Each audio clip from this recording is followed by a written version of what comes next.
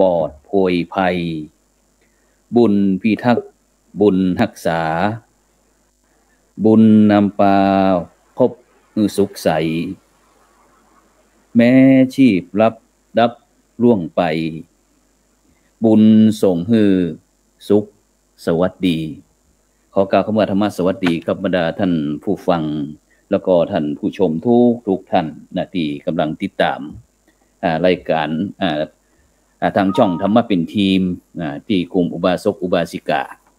ร่วมกันเผยแผ่ธรรมะออนไลน์ไลฟ์สดนะทาง Facebook แล้วก็ทางสถานีวิทยุคลื่นพระพุทธศาสนา FM คลื่น 104.50 เมกะเฮิรตซ์หรือว่าจะสามารถรับชมทางเฟซทำเป็นทีมเฟซ IDTO ธรรมะเป็นทีมสากลหรือว่าด้าน YouTube นะก็สามารถที่จะกระทำได้ฉะนั้นในค่ำคืนนี้ก็เป็นคืนวันศุกร์เนาะคืนวันศุกร์ที่อย่างนี้วันนี้ ลืมวันลืมคืนกันนี่เนี่ยคืนวันศุกร์ที่2คืนวันเสาร์ที่2 คืนวันเสาร์ที่2เดือนตุลาคมปี2564นะเก้ากับผมอัตมภาพพระครูโสพลปริยัตินะก็ได้นำรายการพระพุทธศาสนา4แผ่นดินนะมาพบกับบรรดาท่านผู้ฟังท่านผู้ชมทุกท่านนะเป็นประจำทุกคืนวันเสาร์นะเวลาตั้งแต่ 20 นาฬิกาหรือว่า 2 ทุ่มเป็นต้นไปนะจนถึงเวลาประมาณ 3 ทุ่มนะซึ่งทุกท่านก็สามารถที่จะให้การสนับสนุนนะให้กำลังใจด้วยการกดติดตามนะกดไลค์กดแชร์นะเพื่อเป็นธรรมทานยิ่งแชร์นักก็ได้บุญนักนะหรือว่าจะร่วมบริจาคเป็นสาธารณกุศลนะก็สามารถที่จะกระทำได้นะซึ่งก็พอด้านล่างจอนี้เนอะนะใครที่จะร่วมบริจาคเป็นสาธารณกุศลชื่อบัญชีก็ออมบุญออมธรรมวัฒนบาททางธนาคารไทยพาณิชย์นะเลขที่บัญชีก็145นะ2247008นะชื่อบัญชีนั้นก็พระไทยธรรมกิจพระมหาชันชัยพรหมประดิษฐ์แล้วก็พระอาจารย์จตุรงค์ชูศรีนะซึ่งวันนี้ก็พบกันเช่นเดิมนะในวันนี้ก็อูจาภาษาเมืองของเฮาก็นั้นก็วันนี้ก็มีบรรดาคณะครูบาอาจารย์นะต่างๆก็เข้ามาร่วมหลายท่านหลายตนหลายองค์นะซึ่งวันนี้ก็มีท่านอาจารย์พระมหาวรเชษฐ์มหาวิริโยจากสันปัญญางหลวงอำเภอเมืองจังหวัดลำพูนนมัสการครับอาจารย์ครับผมนมัสการท่านพระครูครับสาธุครับสาธุท่านอาจารย์ปุรวิทย์อยู่ที่ไหนอาจารย์ท่านที่2ท่านอาจารย์ปุรวิทย์วันตาจากคณาจารย์จากมหาวิทยาลัยมหาจุฬาลงกรณราชวิทยาลัยเขตเชียงใหม่นะแล้วก็นั้นไข่ละสวีวันก็ท่านดวงทิพย์โอ้ยคิดถึงกันขนาดนักท่านอาจารย์พระมหาดวงทิพย์ปริยัตินารีวัฒนะครับหลวงจอมคำเขมรัตนนครเชียงตุงนมัสการครับผมวันนี้มาด้วยประตูพระไตรปิฎกเคลื่อนที่นี่พี่เนี่ยข้างหลังนั่นอย่างใหญ่นั่นเต็มไปหมดจะมาเตะทำเมืองกะครับเป็นไอ้นั่นครับเป็นตู้คำที่เขาทายไว้พอมาลงไว้นะครับว่าการเก็บยังบอกมันบอดีครับเก็บบอดีเก็บไปแบบซ้อนกันนี่ก็อันเป็นห้องว่าอันอย่างก็ตัวอันเป็นห้องอย่างตั้งชื่อตุ่งห้องอย่างปรับษาตั้งไอ้ปรับธรรมปรับษาแล้วอันเมืองยองรู้ห้องอย่างครับผมมันก็เมื่อก่อนเป็นห้องใบลานครับพระครูแต่เดี๋ยวหลังมานี่กลายเป็นใบลานกระดาษไปละเป็นใบลานกระดาษไปละได้แล้วก็ห้องปรับษาเหมือนกันครับห้องปรับธรรม3เหมือนกันครับพระครูครับมันใกล้เคียงมันมีปรับษามันมีใบลานมันแล้วแต่ว่าให้มันมีชนิดไหนครับที่เห็นเมื่อกี้มันสามารถจะเป็นปรับษาเนาะทำแปลว่าทำกับอาจารย์ปุรวิทย์หรือเมืองเชียงใหม่ว่าจะได้เมืองเชียงใหม่ก็คือใบลานปรับษาแหละแต่ว่าผมแค่ถามอาจารย์วรเชษฐ์อาจารย์มหาที่เมืองยองเนี่ยโดยมากมันจะมีปักกระตืนเป็นรูปสี่เหลี่ยมแล้วก็เขียนตำห้างต่างๆนั่นน่ะอันนั้นจะฮ้องว่าปักกระตืนก่อนมันจะเป็นรูปสี่เหลี่ยมนะโดยมากผมจะหันแถวเมืองยอง12 ปันนาแต่เชียงตุงนี่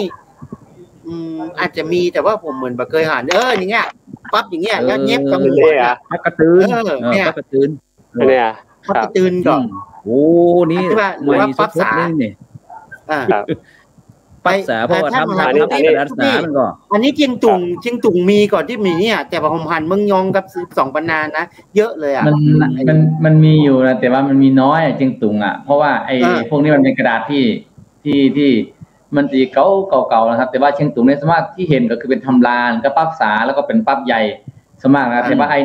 อ้ตัวนี้นี่ค่อนข้างที่จะหาน้อยมีอยู่แต่ว่ามันคิดเป็นเปอร์เซ็นต์ก็ประมาณสัก 2-3% หรือ 5% อ่ะในเมืองเชียงตุงน้อยมากผมว่าความนิยมที่จะทำปั๊บแบบนี้น่ะน่าจะเป็นตั้งพี่น้องตั้งหรือเมืองยองตั้ง12ปันนาเนาะที่ทำเนี่ยผมหันตกค้างเมื่อก่อนที่ผมเข้า12ปันนาแรกๆนั่งรถออกจากด่านบ่อเต็นบ่อหานออกไปเส้นเก่าอ่ะเคยแวะตามวัดโบราณบ่เก่าโอ้เสียดายปั๊บสาและปั๊บกระตือนอย่างนี้บางทีเพิ่นเอาไปขว้างตามต้นโพอย่างเงี้ยเพราะว่ามันฉีกแล้วอย่างนี้น่ะโอ้เสียดายพระเจ้าแข้งหักขาห้านพ่องอย่างพ่อพวกเอาไปขว้างไว้ใต้ต้นโพแล้วก็โดยเฉพาะทางเมืองยองเชียงตุงหรือเลยเชียงตุงไปอ่ะเนาะเพิ่นอย่าเอาใบลานหรือปั๊บสาที่มันแตกแล้วไปขว้างแล้วก็เป็นที่ละเมาเอาใจกับหมู่ทุกเจ้าทางเมืองไทยหรือว่าหมู่ใส่หมู่เฮาไปแล้วก็เลยไปลวดคอแล้วก็เอามาเผาแปลงเครื่องรางของขลังกันนะขนาดเลยเมื่อก่อนนึกว่าจะเอามาซ่อมแซมนึกว่าจะเอามาซ่อมแซมเนี่ยไม่ใช่มันเป็นลานทำเก่าเช่นเดียวมันพวกมันพูแล้วเพื่อเอาไปขว้างตามใต้ต้นโพอ่ะอันนี้ช่วงแรกๆสัก10-20 ปีน่ะหันเยอะตังเมืองยองนี่ผมเข้าไปสัก10 ปีนี่เนาะแต่ก็ยังพอหันอยู่แต่ตังเชียงตุงเนี่ยช่วงก่อนๆเนี่ยมีเยอะที่เพิ่นเอาไปทิ้งไว้เก้าไม้สลีเก้าไม้แล้วส่วนมากนี่ถ้าที่เชียงตุงเนี่ยอันท่านอาจารย์มหาหลวงทิพย์เป็นอะไรเนี่ยเอาไปที่เมืองยองก็ได้เมืองยองเนี่ยเปิ้นส่วนมากเปิ้นจะเปิ้นบันทึกอะไรอย่างที่ปั๊บสามันขออธิบายนิดนึงครับสาธุครับคือมันจะแยกครับถ้าจ๋าครับคือถ้าเป็นใบลานเนี่ยเปิ้นจะอาจารย์ทำอย่างเดียวครับถ้าเป็นใบลานนี่เป็นจะเป็นจานทำแต่สมมติว่าเป็นปั๊บสาจะอีน่ะจะไม่เป็นคาถาเป็นเกี่ยวกับวิธีการสร้างบ้านสร้างเมืองเป็นตัวกฎหมายอ่ะครับจะเป็นกฎหมายเป็นตำรายาหมดเลยครับคือถ้าเป็นในเขาจะเรียกว่าปั๊บสาตัวเนี้ยคือภาษาเขาจะทำเองครับท่านครูครับคือทำเองคือเอาต้นสาของเขานี้ไปเอาหนังสามาหนังสาก็ต้องเอาเดินสาเดินสีครับถ้าเดินอื่นจะแบบนี้มอดจะกินแล้วก็เอาไป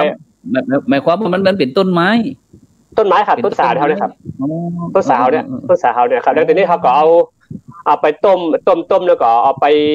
ปเป็นห้องแป้สาเนาะเอาเดี๋ยวคนเท่าจะแปลงเปลืองสาคือจะประมาณสัก4 เหลี่ยมผืนผ้าเนี่ยครับเดี๋ยวก็ไปก่อนแล้วก็ถึงเวลาแป้มันก็จะเป็นกระบอกไม้ไผ่แล้วก็เอาก้อนสาเนี่ยไปใส่ในกระบอกแล้วก็หมุนครับใช้มือหมุนใช้มือหมุนแล้วก็ทีนี้ก็เอาไปเทที่เอาเปลือกสาไปลอยแม่น้ำแล้วก็เอาก้อยเกี่ยสาแล้วก็พอหันมันเสมอภาคหรือว่ามันเปลี่ยนกันแล้วก็ครับไอ้ตะแกรงหรือว่าไม้สะดึงนั่นนะตะแกรงเป็นนั่นแหละเนาะครับแล้วก็ทีนี้ก็ยกขึ้นมาแล้วไปตากก็ค่อนข้างที่จะคือถ้าอู้ถึงเมื่อก่อนคือวัสดุทุกอย่างจะแปลงเองครับท่านผู้ครับแม้แต่ดินปืนถ้าสรุปนี่ก็คือถ้าเป็นนั้นใบลานนี่ก็เป็นการมันจานตัวหนังสือทำอย่างเดียวครับตัวทำเอาคือเป็นเกี่ยวกับพระเจ้าอย่างเดียวครับเอาพระเจ้าอย่างเดียวครับคือแยกเป็นพระเจ้าอย่างเดียวคือเนี่ยถ้าสมมติว่าจะเป็นเกี่ยวกับตั้งนอกก็คือจะเป็นปั๊บสาเป็นปั๊บสาหมดเลยครับมันเป็นการบันทึกทั่วไปนี่ก็เป็นใจปั๊บสาครับผมแต่แยกแต่ว่าคือถ้าสมมติอย่างเชียงใหม่เฮาเนี่ยเป็นร้านก้อมสมมติจะเป็นตำรายาแต่เมืองยองจะมีเลยครับจะแยกชัดเจนมากครับโอเคไปที่เมืองเชียงตุงโอโดปั๊บสาปั๊บกระตืนปั๊บทำเป็นจะได้อันแตกต่างกันจะได้เมืองยองเมื่อกี้บอกว่าปั๊บสานี่ใจบันทึกทั่วไปตำรายาประวัติศาสตร์อย่างพ่องแต่ถ้าจะเป็นตัวทำนี่ต้องใส่ใบลานอย่างเดียวที่เชียงตุงเขาเป็นยังไงท่านจำมหาหลวงทิพย์เชียงตุงก็โดยส่วนมากแล้วถ้าเป็นไอที่เขาเรียกว่ามันอยู่ที่เมื่อก่อนนี่นะครับเมื่อก่อนเอาพูดถึงเมื่อก่อนมากเมื่อก่อนคือถ้าว่าเป็นคัมภีร์ที่มันมีคุณค่ามาก เขาจะใส่ไว้ในคัมภีร์โบราณครับจะเขียนไว้ในโบราณเช่นพระไตรปิฎกหรือว่าเป็นคัมภีร์ที่มันมีคุณค่าหรือมีความสำคัญมากแต่ว่าถ้าเป็นปักษานี่ก็คือความสัมพันธ์จะรองลงมานะครับแล้วก็อาจจะเป็นพวกที่ว่าถ้าสมมุติว่าเป็นปูจานหรือเป็นคัมภีร์ต่างๆหรือว่าเป็นที่มันไม่ค่อยอาจจะเกี่ยวกับเป็นตำราอย่างที่เมืองยองนี่ว่าเป็นตำราที่มันนอกพุทธศาสนาเนี่ยเช่นว่าเป็นความรู้พิเศษเป็นศาสตร์พิเศษเนี่ยเขาก็จะเอาไว้ในปักษาครับแต่ว่าณปัจจุบันแล้วเนี่ยปักษาก็มันก็ทั้งคัมภีร์สำคัญทั้งอะไรพวกนี้ก็เป็นเพราะว่ามันหาง่ายนะครับแต่ว่าสมัยก่อนนี่เป็นอย่างนั้นจริงๆแต่สมัยนี้นะครับปักษาก็จะทั้งหมดเลยครับของสำคัญบอกสำคัญก็บันทึกได้หมดครับอาจารย์ครับผมมาที่เมืองเชียงใหม่ด้วยเอาไปที่ท่านอาจารย์ปุรวิทย์วันตาด้วยลองเทียบกันตอนนี้3เมืองยองเจียงตุงเชียงใหม่เกี่ยวกับเรื่องปับษาปกระตืนใบตานใบลานเชียงใหม่เขาใจบันทึกอะไรอย่างจากที่หันนะอันนี้อาจจะบ่ถูกต้องแต่อย่างที่ท่านมหาวรเชษฐ์ว่าครับใบลานนี้โดยมากจะเขียนกำน้ำกำธรรมโดยมากเพราะว่ามันจะต้องเขียนจานแล้วก็จะเป็นลักษณะคำเทศหรือว่าประวัติตำนานอย่างที่เขียนอยู่ในใบลานเนี่ยมีแต่ว่าถ้าจะเขียนเป็นพวกยันอย่างเงี้ยจะเปิ้นจะใส่ในปับษาอย่างเงี้ยเปิ้นจะเขียนยันเขียนอย่างเงี้ยนะโดยมากก็จะถ้าเป็นลักษณะความรู้หรือว่ายันอย่างเนี้ยจะเขียนอยู่ในปับษาเนี่ยครับปับษาเนี่ยอันนี้ผมไอ้น้อยอย่างเมื่อก่อนแกทำงานอยู่ที่ราชภัฏน่ะคัดลอกก็ผมแกเขียนตัวหนังสืองามมากแล้วก็ปับษานี่น่ะซื้อลูกจิงตุ่งมาโอ้จิงตุ่งมีขายเยอะมากแล้วซื้อมันอันยาวเนาะ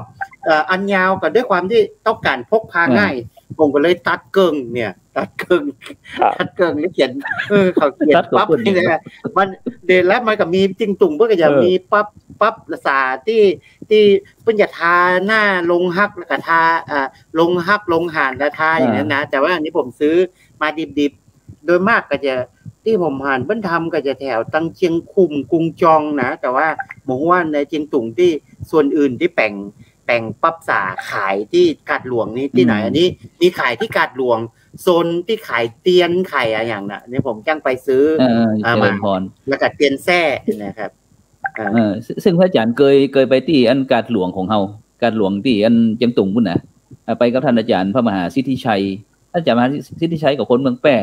คนเมืองแป้ก็เอาไปหาพวกพ่อหนานคือพ่อหนานบอกว่าพ่อหนานช่วยคัดทำให้จิ้มเตือนหน้าจะมาเอาทีเนี้ยอยากจะถา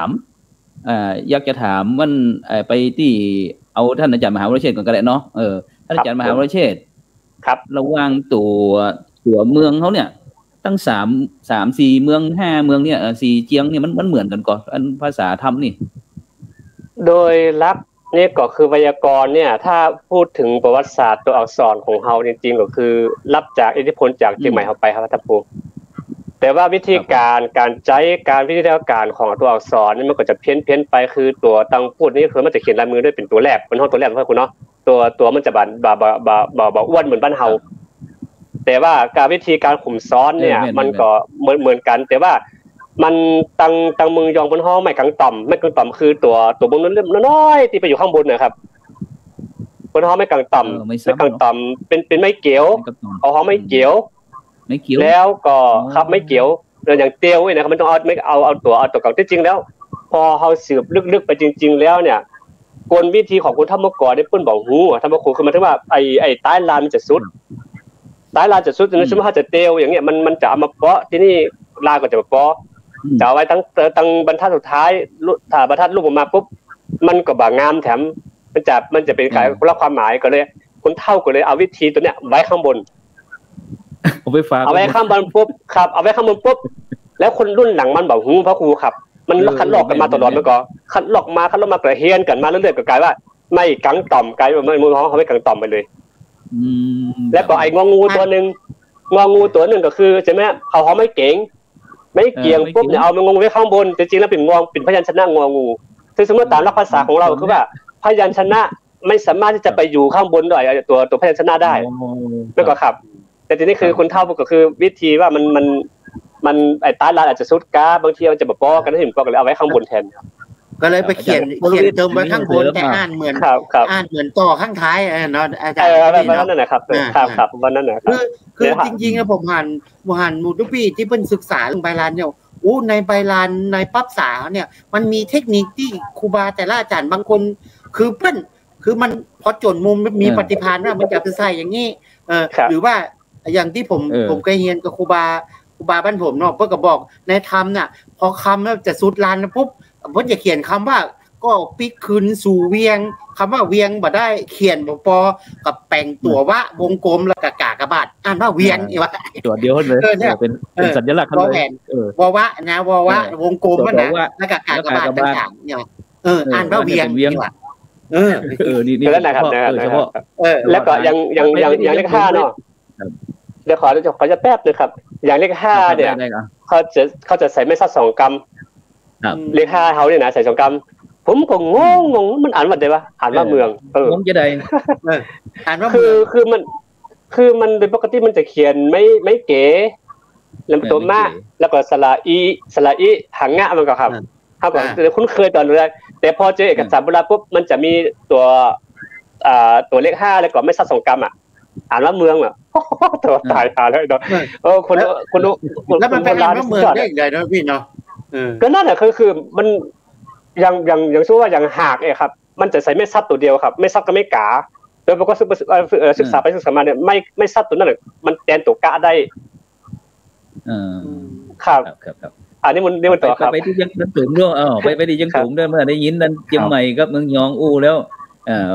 ภาษาธรรมเขาเนี่ยที่เขียนนั่นจะนั่นเหมือนกันก็นี่ครับมันก็ถามว่ามันโดยส่วนมากแล้ว 80-90% ก็จะเหมือนกันครับแต่ว่าเทคนิคในการเขียนเนี่ยอย่างว่าในธรรมเนี่ยมันมีในเวลาครับอาจารย์มันมีพื้นที่น้อยนะครับถ้าพื้นที่น้อยเนี่ยอย่างสมมุติว่าก็มีอย่างนี้นะครับก็มีเนี่ยเขาก็บอกได้เขียน2ตัวเขาก็จะเอามาผสมกันเนี่ยสมมุติว่าคอควายก็คือกอไก่แล้วก็มอม้าก็เอามาเป็นหางแล้วก็สระอีแล้วก็มีไม้โทตัวประมาณเนี้ยคือเขาเอามาไม่ซัดนะครับประมาณนี้คือพื้นที่บางอย่างเนี่ยครับคือถ้าเป็นเวลาเนี่ยถ้าเรามาดูในสมัยก่อนเนี่ยเขาจะเขียนโดยการที่ว่าอย่างสมมุติว่าบางทีอย่างไม้โทเนี่ยเขาไปแทนกอไก่ก็มีครับอย่างกอไก่ก็มีอย่างเงี้ยอย่างสมมติเรียกหางเงี้ยเขาก็จะมีแค่รอเรือแล้วก็ยอตัวยอเรียกว่าหางยะนะครับแล้วก็ซัดเข้าไปเขาไม่ใช้กอไก่นะครับถ้ากอไก่เนี่ยมันจะกินพื้นที่ครับอาจารย์ครับมันกินพื้นที่แล้วก็ในการพัฒนามาเรื่อยๆเนี่ยผมว่าพัฒนาการของภาษาเนี่ยมันอย่างสมมุติว่าเมืองเนี่ยเมืองตอนนี้ปัจจุบันของเชียงตุงนี้พอมีออ่างแล้วครับเพราะคือเอาตามเสียงคือเมืองเนาะเมืองคือมันมีออ่างถ้าเป็นภาษาอัตตายังมีออ่างอยู่แล้วก็มีเขาเรียกว่าตัวหางอะนะครับหางอะแล้วก็มีงองูแต่ว่าเชียงตุงนี่คือใช้งองูไปเลยครับหางอะนี่บอกมีแล้วก็คืออ่านก็อ่านเมืองอยู่นะแต่ว่ามันสำเนียงท้องถิ่นก็คือเมืองเนี่ยโดยที่ว่ามันเป็นสระเอืองไปแล้วนะครับเอืองงอเมืองเงี้ยมันจะเป็นประมาณนั้นแล้วอาจารย์คือการเปลี่ยนแปลงแล้วก็ตัวมันอ่ะอย่างเช่นจอจ้างเนี่ยครับจ้าเนี่ยผมเห็นนะครับจอจ้างก็จะแตกต่างกันน้อยกันเขียนจอจ้างก็ปออ่างเนาะภาษาล้านนากับภาษาเชียงตุงกับเมืองยองเนี่ยถ้าเป็นเชียงตุงนี่มันจะต่อกันแต่ภาษาล้านนานี่มันเหมือนกับขอไข่แล้วก็มันจะมียักไว้นะครับซึ่งมันจะแตกต่างกันน้อยแต่ว่าโดยรวมแล้วเนี่ยยังเหมือนกันประมาณ 80-90% ครับผมอาจารย์ครับอาจารย์ปุรวิทย์จำได้ก่อนที่อันครั้งหนึ่งที่อาจารย์ปุรวิทย์เคยพาท่านพระครูศิริสุเมธากรพี่โอมไปอย่างมึงแปะไปบ้านเมาบ้านเมาเปิดไปเขาก็อย่างครูบานี่มาอ่านทำอย่างนั้นจ้อยๆนะไปพอจับเปิดไปคว้าตีธรรมะมาอ่านโอ้อ่านกันได้ก็นี่ก็บอกว่าได้ก็ตัวเดียวกันแล้วเนาะว่ามันขาดแตกต่างกันตัวหนึ่งนี่นะตัวเดียวกันตัวด้วยกันแล้วก็อย่างที่เจ้าพี่มหาตรงติ๊บว่านะครับแต่ว่าการเขียนทำเมืองของเชียงตุงบางทีเพื่อนอย่างคำว่าเมืองเนี่ยเชียงตุงมันออกเสียงเมืองบ้านบางทีเพื่อนมองว่าวานนี่เนาะเพื่อนก็จะเขียนตามเสียงภาษาพูดของเพื่อนนี่มาได้แต่ความหมายมันก็คือบ้านหรือว่าเมืองอย่างเงี้ยความหมายอย่างเดียวกันแต่ตัวการใช้อักขระตัวอย่างนี้ถ้าคนเรียนตัวเมืองเนี่ยจะอ่านได้แล้วบางทีถ้ามันไม่ใช่ตัวซ้อนอย่างยากๆเนี่ยมันเดาได้แล้วว่ามันอ่านว่าอย่างถ้าคนเราเคยอ่านทำเมืองนะมันเดาเลยว่า รูปคำนี้มันจะต้องออกเสียงว่าอย่างนี้อย่างนี้ครับ มันต้องคนเคยอ่านแม่นอ่านคำเมืองด้วยครับแต่แล้วก็คือมันเป็นเพียงเทคนิคหรือว่ามันเป็นเทคนิคนิดๆหน่อยๆของแต่ละพื้นที่แต่วิธีนะแต่เป้าหมายเดียวกันเข้าใจที่เดียวกันเนาะแล้วอาจารย์มหาวรเชษฐ์เอาไปค้นตำราอย่างว่ามาเลยไปค้นว่าจะได้ก็ที่จริงแล้วก็คือมันเป็นกลวิธีของคุณสมัยนั้นเมื่อก่อนก็ครูครับคือถ้าอาจจะเป็นแล้วทีนี้คนเฮาก็คนรุ่นหลังมานี่บางทีก็อย่างที่เห็นบางกลุ่มที่โพสต์ว่าพยายามที่จะมาตีโจทย์ว่าการเขียนไวยากรณ์ล้านนาของเฮาอาจจะนั้นไม่บ่ถูกอย่างที่จริงแล้วสำนักและสำนักบ่เหมือนกันอยู่แล้วเพียงแต่ว่าต้องเปิดใจกว้างนะครับมันถูกหมดต้องเปิดใจกว้างนะครับเปิดใจกว้างว่าเนี่ยแต่ว่าถ้าสมมติว่ามาศึกษาความหลากหลายของการกลวิธีกลออกไวยากรณ์ล้านนาของเฮาในม่วนนะครับแต่เฮาบ่ต้องเอาคติไปจับนะถ้าเอาคติไปจับพวกนั้นปุ๊บมันก็จะบ่ไปผมไปเพราะฉะนั้นการศึกษาคือที่จริงแล้วการศึกษาเรื่องการเขียนภาษาโบราณนี้เราต้องรู้ว่า1บางทีเขาผมว่าไม่ซัดเกยมือเขียนไปเนี่ยครับซัดไปแต่จริงๆความหมายกันเดียวกันแต่ถ้าคนที่บ่อ่านมากขึ้นก็มันจะพูดเฮ้ยคุณเท่าได้อ่านหมดเรื่องเนี่ยจริงแล้วคุณคือภาษาโบราณพระจ๋าครับเพิ่นบ่เน้นไวยากรณ์แต่เพิ่นเน้นอ่านให้เข้าใจความหมายให้เข้าใจเข้าใจเพราะแล้วจบแล้วคือตัวเองเข้าใจแต่คนอื่นบ่สนใจละแม่นมึงจะสนใจมึงจะเข้าใจบ่สนใจแต่ว่าข้าเข้าใจจบครับมันก็ว่ากำว่าเมืองหรือกี่ท่านจะมาทั้งที่บอกว่าอ่างไม่มีแล้วครับฉะนั้นเราเนี่ยที่ท่านคณะครูบาอาจารย์เอามันนี่เปิดห้องว่าถ้าเป็นนักมวยเป็นห้องว่าจันเชิงเทคนิคอย่างต่างลูกเล่นนี่นะครับตัวเราเนี่ยนะครับฉะนั้นไปที่อย่างอีกอย่างนึงครับอาจารย์ว่าอย่างสมมุติว่าการณปัจจุบันนี้แต่ว่าพวกผมนี่เวลาผมเขียนนี้ณปัจจุบันนี้ผมจะเน้นความหมายมันมากกว่าไม่ได้เน้นว่าภาษาพูดจะได้นะครับเพราะว่าถ้าเราจะไปตอบนานาชาติหรือว่าตอบกับคนที่สมัยใหม่นี่บอกว่าทำไมบาททำไมต้องเขียนดอเด็กเราจะเอาความหมายมันบอกได้ไงณปัจจุบันก็เลยต้องมีการพัฒนาการมากถ้าเราจะเขียนต้องมีความหมายต้องมีเรียกว่ารากศัพท์มันมาตัวว่าอย่างสมมุติว่าบาทต้องเขียนตอเต่านะเพราะว่ามันมาจากคำว่าบาลีอย่างเงี้ยสมัยก่อนนี่คือบาทเขาเขียนดอเด็กไปเรื่อยๆครับซึ่งเราก็เรียกว่าหารากฐานหรือว่าหารากศัพท์มันเจอมันก็จะเป็นคำพูดนะสมัยก่อนนี้เขาบอกได้บอกว่าบาทมันคืออย่างแล้วก็ต้องใช้ตัวไหนเขาก็จะใจไปเรื่อยๆอย่างสมมติสมัยก่อนนี่คืออย่างโรงเรียนเขาก็บางครั้งก็ใช้ใช่ไหมครับโรงเรียนก็ใช้อะไรหน้าหนูนอนหนูไปเลยนะครับโรงเรียนนอนหนูไปเลยเหมือนไทยเลยครับแต่ว่าณปัจจุบันเขาก็ใช้รอเรือไปอย่างเงี้ยอันนี้ก็มันทำให้มีการพัฒนาการที่เปลี่ยนแปลงไปนะครับอย่างเช่นว่าคำว่าอะไรนะครับสัตว์อย่างเงี้ยสัตว์เมื่อก่อนก็สัตว์ดิเรกชันนะครับก็ใช้ดอเด็กนะครับแต่ว่าปัจจุบันใช้ต่อเต่าเพราะว่ามันมาจากว่าสัตว์ประมาณนี้นะครับอาจารย์สัตว์ครับแล้วก็อันย้อนถามกำหนึ่งนอกจากที่คนรุ่นเฮาจะเฮียนแล้วยังคนรุ่นใหม่นี่เป็นยังสืบสานต่อกับภาษาทำภาษาเมืองเขาเนี่ยการเขียนกับเฮียนนะครับถ้าเทียบแล้วในโลกนี้นะณปัจจุบันถ้าเทียบแล้วเนี่ยรัชฉานตะวันออกหรือว่าเชียงตุงเนี่ยเป็นพื้นที่ที่อนุรักษ์ภาษาตัวธรรมนี้ได้มากที่สุดครับในโลกครับครับผมเพราะว่าถ้ามาดูล้านนาก็เริ่มจะไม่ค่อยเห็นแล้วนะครับมาดูอย่างเลยครับเริ่มจะไม่ค่อยใจแล้วนะครับ12 ปันนาก็น้อยลงครับแต่ที่เห็นตัวธรรมที่ใช้อยู่ในโลกนี้ผมกล้าคือเท่าที่ผมสัมผัสมานะครับว่าคือเชียงตุงนี่มันเหมือนกับมันเป็นกึ่งภาษาทางการนะครับเนาะมันใจแบบว่าคือทั้งวิถีชีวิตทั้งคือเขาว่า50-50นะครับอาจารย์คือมัน50-50ถ้าเรามาดูเนี่ยถ้ามาดูอย่างภาษาล้านนาภาษาตัวธรรมในลาวหรือตัวธรรมใน12 ปันนานี่คือมันแทบจะแค่20หรือ 10% แค่นั้นเองครับนะซึ่งมาดูในรัชฉานตะวันออกนี่เมืองยองเมืองยางถ้าคิเล็กเชียงตุงนี่คือเขาใช้แบบคือ50-50ครับผมว่านะครับผมว่ามันใช้คือเยาวชนอย่างที่ว่ามีพระสงฆ์เนี่ยอย่างตั้งแต่ปี2543มาเนี่ยพระสงฆ์รุ่นผมเนี่ยครับรุ่นเขาเรียกว่ารุ่นยุวชนยุวสังฆารนะครับก็เริ่มเอาที่ว่าโรงเรียนพุทธศาสนาวันอาทิตย์บ้างโรงเรียนพุทธศาสนาภาคฤดูร้อนบ้างเนี่ยไปเผยแผ่ให้เยาวชนณปัจจุบันเนี่ยสามารถที่จะรู้ภาษาอย่างเราก็เบื้องต้นนะครับภาษาตัวเองเบื้องต้นได้ค่อนข้างความว่าเขียนได้อ่านได้นะครับเนาะเ ขียนได้อ่านได้ถ้าหมายความว่าถ้าปัจจุบันเนี่ยถ้าเขาเขียนปุ๊บเนี่ยสำละออนไอ้ลูกหลานบ้านเขาแต่ทั่วไปที่สามารถอ่านได้เนาะครับอ่านได้ครับอาจารย์ 80% ครับแต่ว่าก็ยังมีอยู่ที่ยังบอกรู้ว่ามันจะมีคนที่อายุประมาณสัก40ขึ้นข้างบนแล้วก็อายุประมาณเล็กๆที่ยังไม่ได้เข้าเรียนนะพระอาจารย์ครับประมาณสัก10 ปีลงข้างล่างประมาณนี้นะพระอาจารย์ก็มีอยู่ครับครับผมไปที่เมืองยองอาจารย์เมืองยองครับผมครับผมขอแทรกของขอตอนเติมของอาจารย์มหาดวงทิพย์เจียงตุงเนี่ยจริงๆตั้งแต่รุ่นยุวสังฆสงฆ์ได้ทำนี่นะเมื่อก่อนเนี่ยคึกคักนะสอบทำแล้วก็จะมีเอานักเรียนมาสอบทำแล้วก็เขียนตัวอักขระทำแล้วก็สอบนักธรรมเนี่ยนะเสร็จแล้วก็มีการธรรมศึกษาแล้วมีการประกาศผลสอบทำเพิ่นแห่แวดเมืองแล้วเมื่อก่อนในค่านิยมเด็กทุกคนจะต้องได้เรียนรู้และได้ร่วมพิธีนี้มันเป็นกิจกรรมที่ยิ่งใหญ่มากแต่ผมในความรู้สึกผมนะ 4-5 ปีมานี้รู้สึกกิจกรรมการแห่ฉลองเนี่ยมันค่อยแผ่วลงเมื่อก่อนเนี่ยมันน้อยลงตัวแล้วก็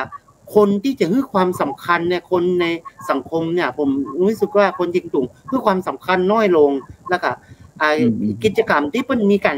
เด็กๆที่มาเรียนแล้วมานำเสนอมาฟ้อนมาอ่านอ่านสื่ออย่างที่วัดหัวควงเนี่ย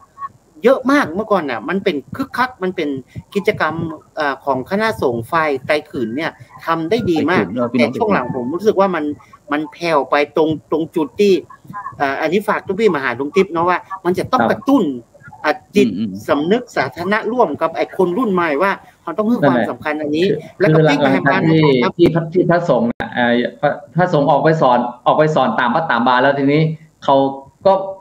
บอกได้มารวมกันที่หกพวงไงทำให้มันขาดการเชื่อมต่อกันตรงนี้นะครับที่จริงแล้วเนี่ยมันมีผลเสียมันก็มีผลดีก็คือว่าเมื่อก่อนนี่คือมันมีชุดเดียวคือหกพวงเนี่ยเวลาจะเรียนจะอะไรต้องมาที่หกพวงณปัจจุบันนี้มันพระสงฆ์มันไปสอนตามชุมชนตามชนบทต่างๆเลยก็เลยไปรวมที่ต่างที่ก็เลยทำให้หกพวงนี้แล้วณปัจจุบันก็คือแต่ว่าคนเนี่ยรู้ภาษามากขึ้นแต่ว่าก็ห่างเหินจากธรรมะครับพระสงฆ์เนี่ยครับมันทั้งว่าวัฒนธรรมมันเข้มแข็งขึ้นมาแต่ว่าไอ้พุทธศาสนากับคนรู้น้อยลงอ่ะพระอาจารย์ผมก็ยังงงอยู่กันพ่ออยากครับผมครับและทุกพี่ผมวันเมื่ออู้กันคราวที่แล้วก็ที่เขาอู้กันเรื่องประวัติศาสตร์เจียงตุงแล้วเขาก็สนใจว่าอันนี้ผมอู้ในรายการหนึ่งเนาะแล้วเขาก็สนใจว่าทำไมคนรุ่นใหม่เชียงตุงเรียนรู้เรื่องประวัติศาสตร์ของตัวเองน้อยหนึ่งอาจจะเป็นเพราะว่าระบบการศึกษาไม่สนับสนุนแต่เขาก็มองว่าอย่างนี้ครับมองว่าทุกเจ้าเขาเนี่ยมีพลังที่ทำตรงนี้โดยเฉพาะเรื่องตัวเมืองแต่ทุกเจ้ารุ่นใหม่เขาเนี่ยยังบ่ได้อย่างก็เพิ่มเติมเรื่องประวัติศาสตร์ท้องถิ่นผมเคยอ่านโรงเรียนปริยัติของวัดหัวควงช่วงที่เมื่อมันมีโควิดมันจะมีอยู่คลอสหนึ่งเพิ่นจะปาลูกเนนวันนี้เราไปดูยังกวงมีการเล่าประวัติยังกวงกิจกรรมนอกพื้นที่ตรงนี้ได้ผลนะของทุกพี่ตรงที่ว่าแม้แต่โรงเรียนเขาเรียกว่าอะไรโรงเรียนภาคฤดูร้อนน่ะถ้าเพิ่มเติมตรงนี้สมมติว่าทุกพี่ไปเปิดโรงเรียนที่จอมคำต่อไปวันนี้เราจะไปดูที่วัดเขมินนะ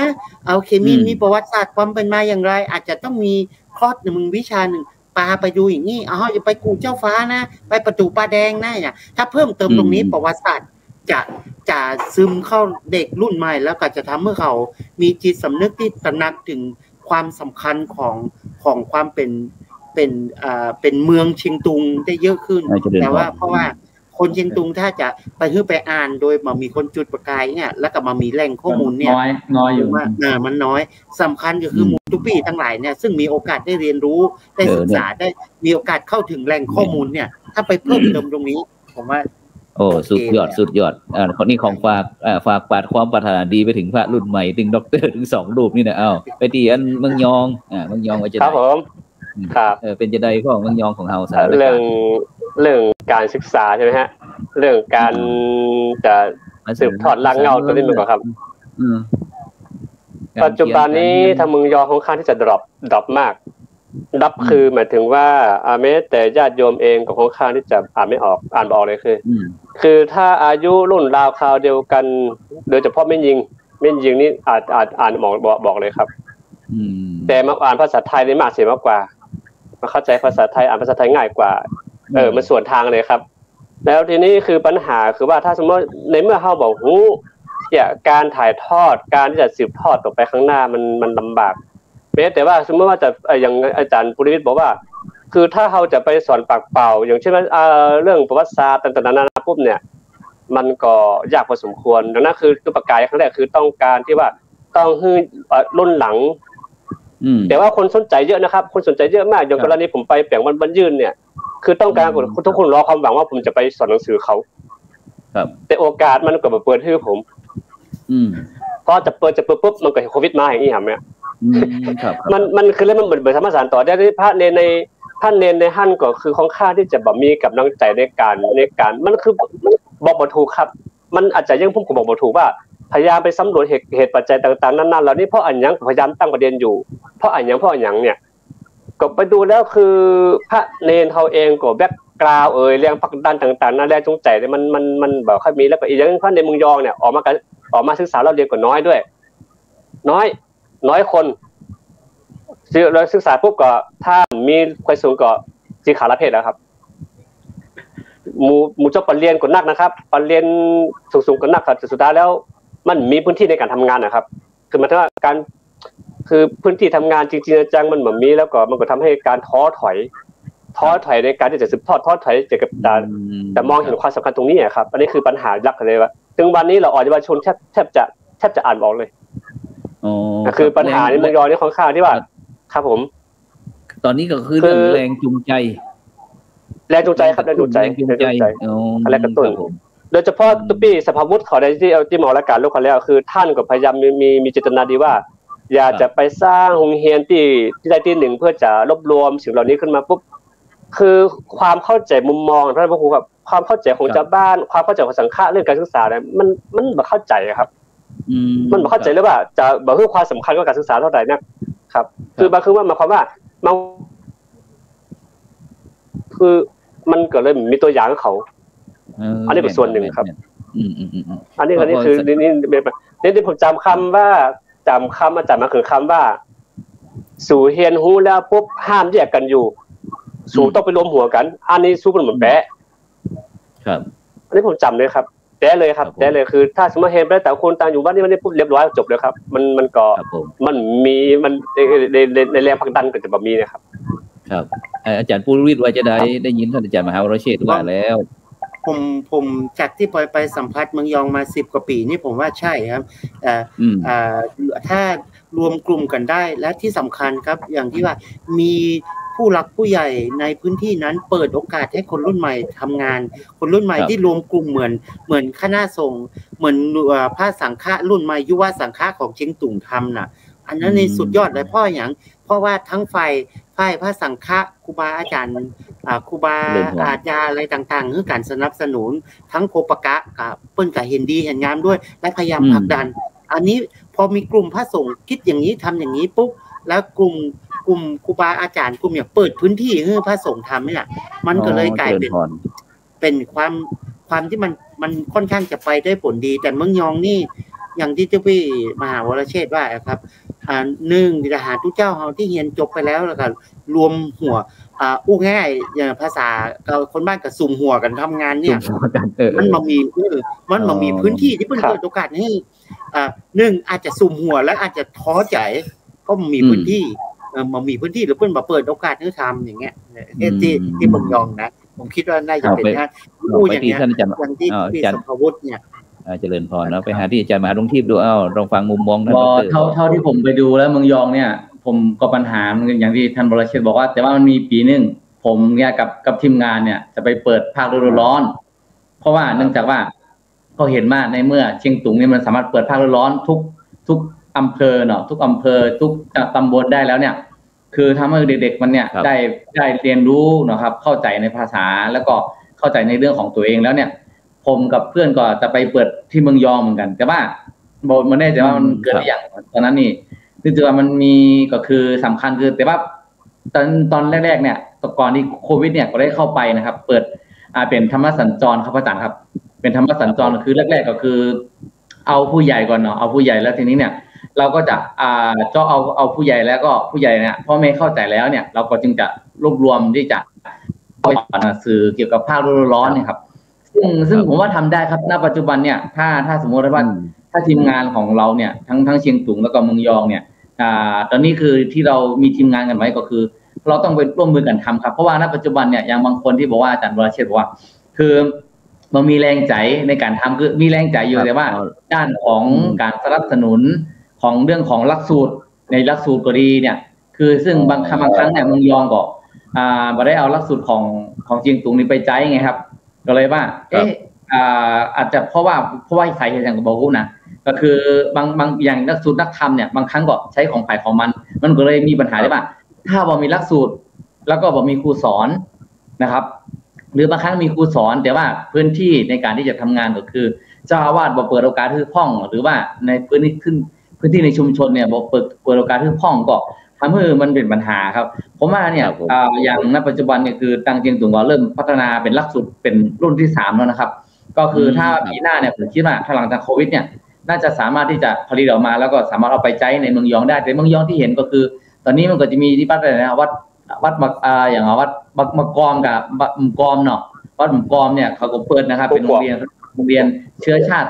โรงเรียนเชื้อชาตินะครับอันนี้ก็จะเห็นตรงนั้นตรงที่หนึ่งผมว่าถ้ามันเปิดได้ที่เดียวเนี่ยถ้าเรามีครูสอนเนี่ยสำคัญคือบุคลากรครูสอนนี่แหละครับต้องหาครูสอนแล้วก็ไปลงพื้นที่ถ้าบอกมีก็คือต้องรวมหาอย่างครั้งแรกที่ผมทำเนี่ยที่จริงตุงก็คือว่า6-7 หมู่บ้านนะครับมารวมกันในหมู่บ้านเดียวเนี่ยให้เขามาเรียนด้วยกันนะนี่เป็นสิ่งสำคัญก็คือเพราะว่าเราเป็นภาษาท้องถิ่นเนี่ยมันไม่ได้รับการสนับสนุนจากรัฐบาลอยู่แล้วครับเราต้องเป็นทุนสนับจากใครครับจากคนอยู่ในท้องที่จากผู้เศรษฐีผู้มีใจบุญนะครับหรือว่าเป็นคนในท้องที่หรือเป็นพวกNGO พวกนี้ครับซึ่ง NGO นี่เราติดต่อยากเหมือนกันครับอาจารย์ครับเพราะว่าเนื่องจากว่าต้องใช้กระบวนการหลายอย่างนะครับอาจารย์ผมว่าตรงนี้เนี่ยถ้าเรามีการเข้าออกหากันเรื่อยๆครับผมว่าทั้งท่าขี้เล็กอย่างปัจจุบันนะครับท่าขี้เล็กก็ถือว่าอ่อนแอครับเรื่องของภาษาตรงเพราะว่าเนื่องจากว่ามีปีหนึ่งผมไปอยู่ที่ท่าขี้เล็กแล้วผมก็ว่าคิดว่าน่าจะเปิดภาคร้อนให้กับท่าขี้เล็กนะแต่ว่าคนบอกกล้าเปิดเนื่องจากว่ามันต้องมีได้รับคำสั่งจากพระเถระผู้ใหญ่นะครับในการจะทำเป็นต้นประมาณนี้นะครับเป็นเพราะฉะนี้เองครับคือทั้งเชียงตุงนะครับตึงเมืองยองก็อู้ง่ายว่าเชียงตุงนี่ก็พอที่จะยืนอยู่ได้อยู่นะครับโดยตนเองได้อยู่แต่ถ้าเป็นเมืองยองนะครับขาดการสนับสนุนเรื่องหลักสูตรเรื่องตำรับตำราอุปกรณ์นะครับแล้วก็ครูสอนของบุคลากรเรื่องการบริหารราชการที่ผมนะครับเนาะฉะนั้นเนี่ยถ้าอาจารย์ปุรวิทย์ในฐานะที่เขาได้ฟังเนี่ยอาจารย์ว่ามีทางออกจะได้ที่ทางเมืองยองเนี่ยอย่างอาจารย์มหาตรงทิพย์ว่านะครับพระสงฆ์รุ่นใหม่ของเมืองยองนี่ต้องประสานกับเจียงตุงทำงานร่วมกันเป็นทีมอย่างเงี้ยแล้วก็ตังเจียงตุงเนี่ยก็ค่อนข้างจะมีเทคนิคมีวิธีในการประสานงานกับครูบาสังฆเถระในเมืองยองที่จะพอที่จะรับรู้รับฟังคุยกันได้อยู่แต่เริ่มแรกๆนี้น่าจะต้องมีการผลักดันมีการเรียกว่าอะไรนะตุ้มยูจากเชียงตุงก่อนกำเมืองในตุ้มยูเนาะมีดันที่พี่ตุ้มยูดันที่พี่ช่วยกันดันที่พี่ช่วยกันแล้วพอเมืองยองมันลุกขึ้นยืนได้ด้วยตัวเองแล้วก็ก็ได้โอเคว่าอย่างไงขอเสริมนะครับขอเสริมนิดนึงได้ซึ่งผมเองก็พยายามนะถ้าอาจารย์มาลงที่ผมพยายามมากคือปีหนึ่งผมก็พยายามไปทำMOUกับเจียงตุงแล้วก็นิมนต์สังฆะของเจียงเมืองยองไปตัวแล้วก็นิมนต์สังฆะของมจรไปตัวคือไปจะว่าทำMOUเพื่อจะร่วมพัฒนาเรื่องนี้ผลักดันเรื่องนี้แต่ปรากฏว่าสังฆะเมืองยองตุลาพระเถระเมืองยองบ่มีใครไปเลยครับคือเขาพยายามที่ต่อประสานงานแล้วใส่จดหมายเป็นนิมนต์เรียบร้อยแล้วคือบอกเขาจะเห็นอย่างนะสุดท้ายแล้วหมู่ผมของเองเนี่ยต้องเป็นตัวแทนเองครับแล้วก็แม้แต่การรักษาพยาบาลต่างๆนาผมก็พยายามประสานงานทุกอย่างแม้แต่งานวันเกิดหลวงปู่ทองผมพยายามดึงมาเพื่อจะให้เชื่อมความสัมพันธ์มาปีเดียวครับท่านก็บ่ดิ้งสักอย่างแล้วผมคือโทษทีนะครับคือบางทีผมก็พูดว่าการใช้จ่ายทุกอย่างผมบอกเองทั้งหมดนะครับอาจารย์พระครูคือวิ่งการรถการลาวิ่งทั้งเดโมผมวิ่งหมดผมปิดมากับผมป่วยได้2 วันน่ะ ผมก่อนเฮ้ยมันเกิดเลยมันเกิดภาวะที่แบบว่าเฮ้ยมันเดินคนเดียวไงฮะแล้วก็ที่นี่มันเกิดว่าเขาก็พยายามเป็นสะพานเชื่อมระหว่างสูงที่เขาเอาก็คือคิดอย่างนี้นะแต่ทีนี้ทางไปใจภายในนี่ท่านบ่ต้องการครับถ้าบ่ต้องการจะอีปุ๊บเนี่ยมันอย่างใดเนาะก็คิดอยู่ถ้าเพิ่นต้องการเพิ่นต้องการเฮาไปเพิ่นจะกินก่อนก็คิดอย่างนี้นะครับพยายามที่จะเปิดมุมมองกว้างขึ้นก็พยายามทำความเข้าใจครูบาอาจารย์ปรากฏว่าหลังจากที่ได้ครูบาคำเสียงมารักษาพยาบาลตัวเดียวปุ๊บนั่นก็บ่เคยตัวเคยจริงแล้วผมก็เลยมาถามต่อเลยครับผมก็เลยจบแค่นั้นน่ะผมก็เลยมาถามต่อเลยเนี่ยคือมันต้องประสานงานแล้วเริ่มทำงานแบบรุ่นใหม่แล้วก็จนคือหันผลกับตานั่นน่ะถึงจะเป็นที่ยอมรับของสังคม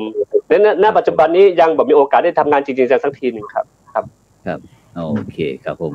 ฉะนั้นถ้าตามที่ผมได้ฟังเนาะฉะนั้นตอนนี้ก็ท่านอาจารย์เจ้าคุณ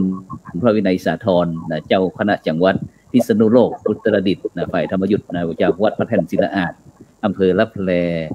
จากวัดอุตรดิตถ์นะเพิ่นบอกว่าให้กำลังใจกับทุกท่านนะที่อนุรักษ์วัฒนธรรมท้องถิ่นครับผมเนี่ยนะสู้นะเพิ่นบอกนะฉะนั้นในคดีเต้าที่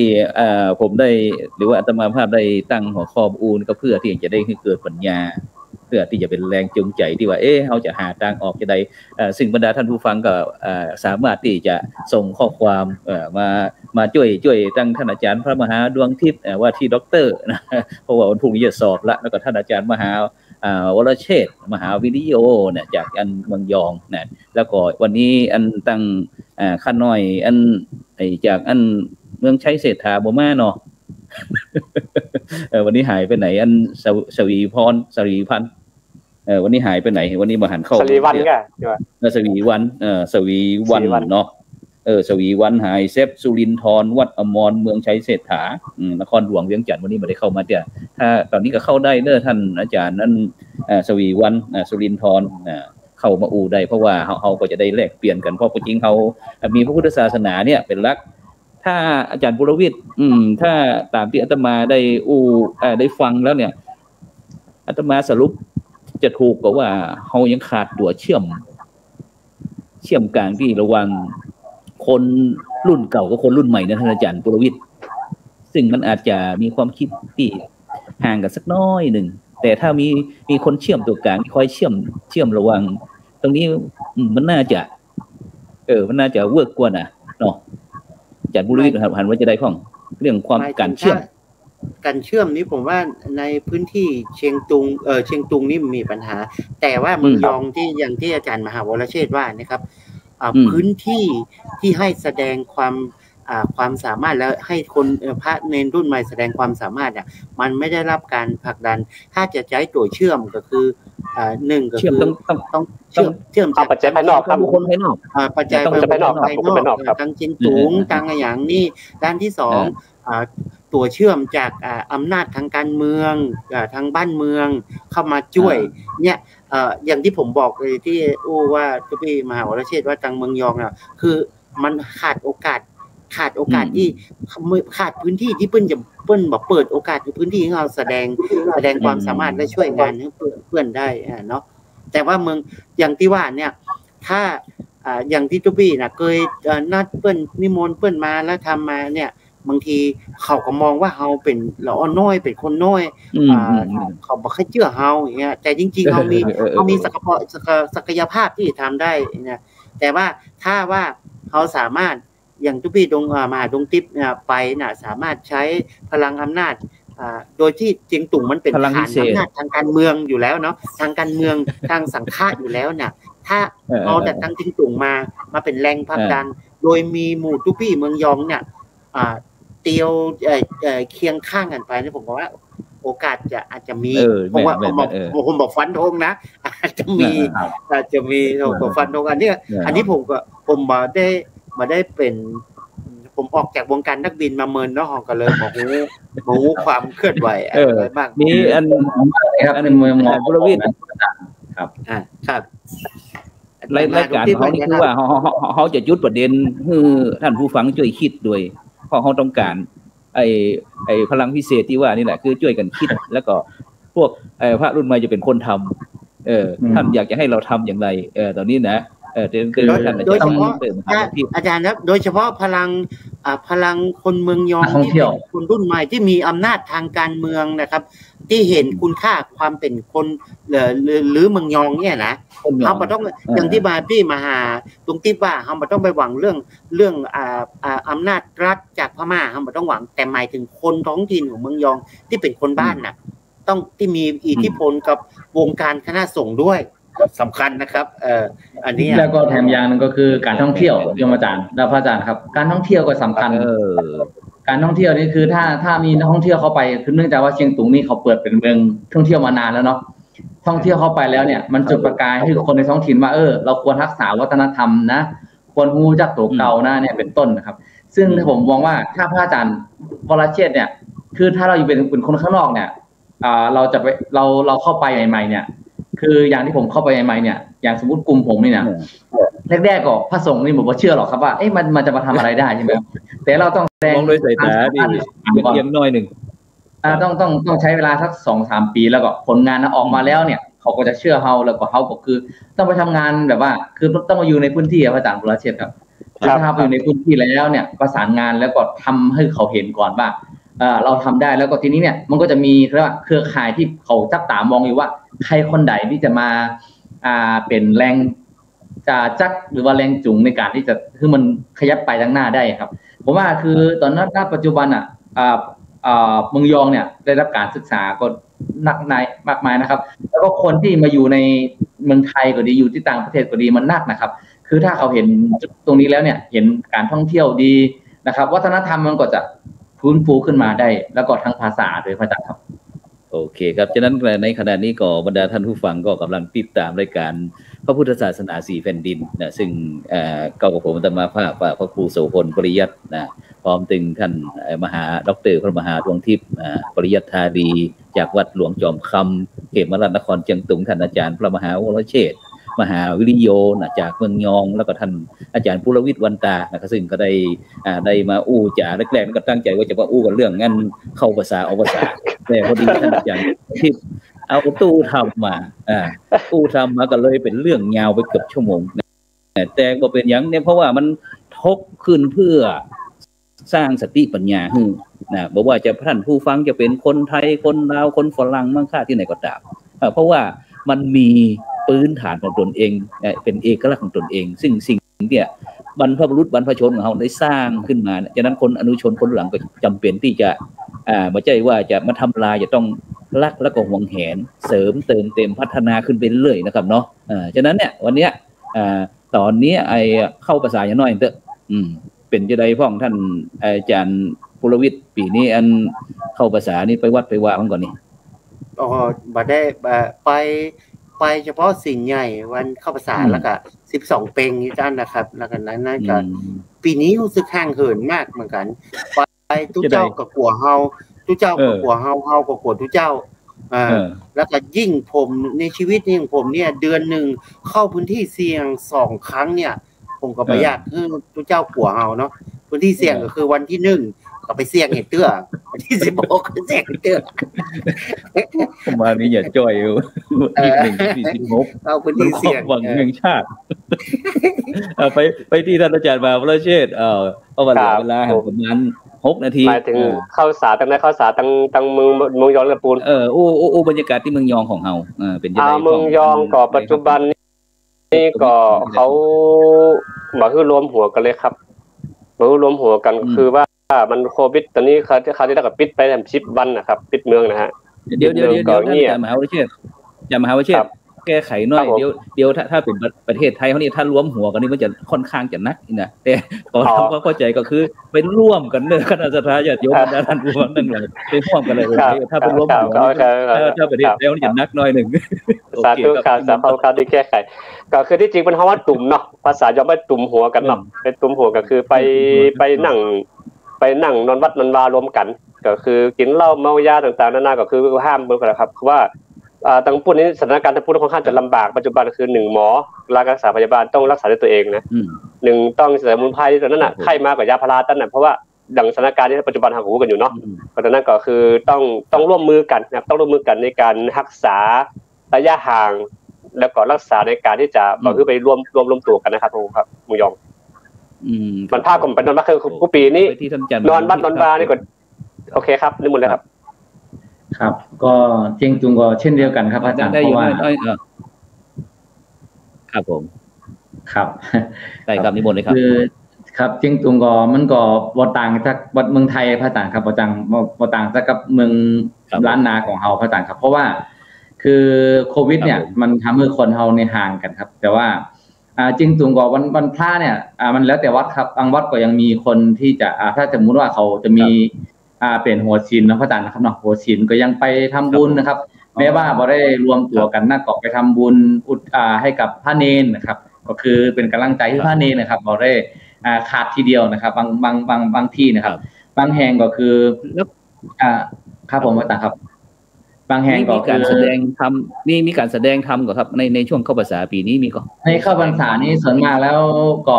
บ่ค่อยมีแล้วเพราะว่าเนื่องจากว่าบางคนมีคนก็บ่มีการแสดงครับเนื่องจากว่าในเทคโนโลยีเนี่ยก็คือพระเนรเนี่ยมันมีบางวัดครับที่ใช้เทคโนโลยีแล้วก็สอนผ่านออนไลน์นะพระอาจารย์แต่โดยส่วนมากแล้วถ้าวัดทั่วไปเนี่ยสมมุติว่าเราจะเปิดขยายเสียงนะครับอาจารย์เนาะ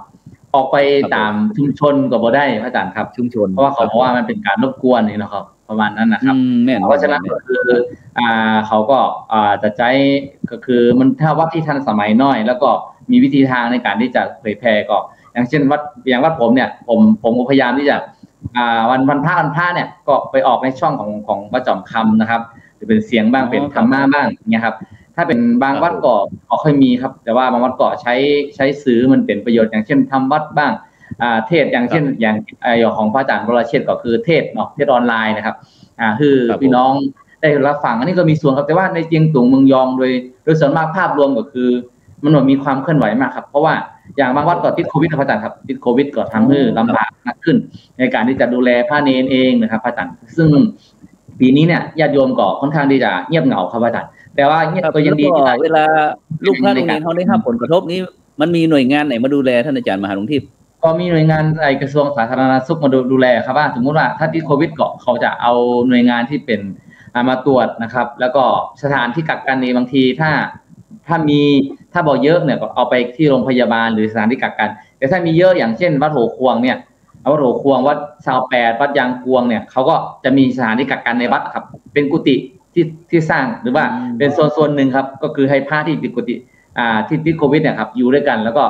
แต่ว่าเห็นทราบข่าวว่าก็บอกมีอย่างเพิ่มเติมครับอย่างสมมติที่จะมาสนับสนุนเรื่องอาหารเรื่องยาก็สามารถจะเป็นญาติโยมครับอาจารย์แต่รัฐบาลเองก็มีมาฉีดมาตรวจสอบแล้วก็มียาน้อยๆเอาฮื้อนะครับเพราะเนื่องจากว่ามันบอกมียักษ์ครับอาจารย์ครับครับผมแล้วก็ในปัจจุบันนี้ก็บ่มีปัญหาอย่างเนาะเรื่องโควิดของพระสงฆ์เนรเขามีติดห้องก่อนครับตอนนี้ก็ยังมีอยู่ห้องครับที่รักษาตัวยังบ่หายก็ยังมีอยู่ครับเนื่องจากว่าแล้วก็มีญาติโยมมาจากเมืองไทยบ้างญาติโยมจากสิงคโปร์บ้างญาติโยมที่เป็นคนท้อง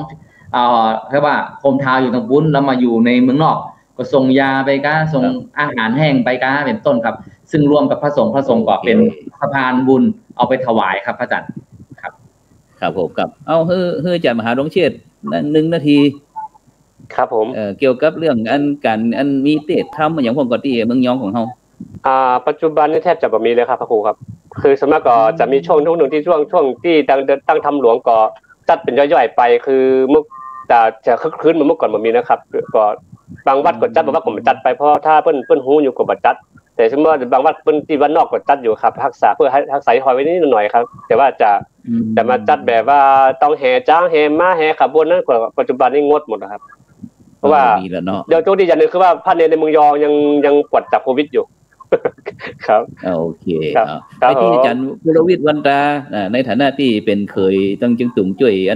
เชิญชวนคนไทยเฮาไปช่วยสนับสนุนโครงการที่ตั้งจึงตุงเมืองยองออกภาษาเนี่ย FC รายการเฮานี่ก็ได้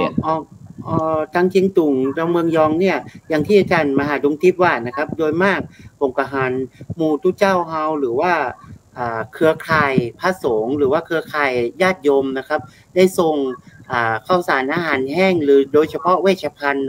ไปช่วยเหลือเนี่ยผมว่าดีมากใครที่มีโอกาส ทำการขนย้ายขนส่งอาหารยาทำได้อยู่นะครับส่งผ่านทางท่าขี้เหล็กนะครับแล้วสมมุติว่าอาจารย์ปรวิทย์สมมุติว่าถ้าหลังจากที่โควิดหรือว่าด่านเปิดเรียบร้อยแล้วอย่างอาตมาจะไปจังตุงไปบ่เป็นอ่ะไปบ่จ้างอ่ะปาไปได้ก็ปาไปได้แล้วกับเนี่ยอันหมู่เป็นเก้าเป็นกันกับหมู่อาจารย์มหาดงทิพย์หมู่ท่าน